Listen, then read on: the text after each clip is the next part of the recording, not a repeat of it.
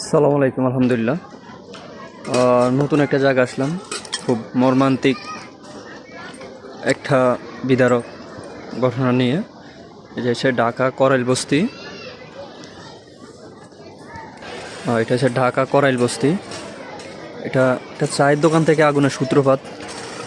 সেই সূত্রপাত নিয়ে কতগুলো বাড়ি ঘর পুরো ছাই শেষ হয়ে গেছে, কত মানুষের আশা আকাঙ্ক্ষার, কত স্বপ্ন, কত কি পুড়ে গেছে। এখন ওগুলা ভাষা বলে তো বোঝানো যাবে না, কেমনে বোঝানো যাবে জানি না, যার যায় সেই বোঝে।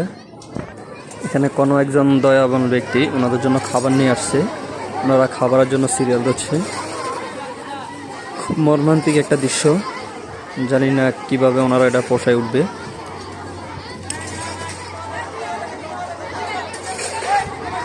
যে পাশে হচ্ছে বনানী বড় সোসাইটি, বড় বড় বিল্ডিংগুলা, আর পাশে এসে নিচে করাইল বস্তি।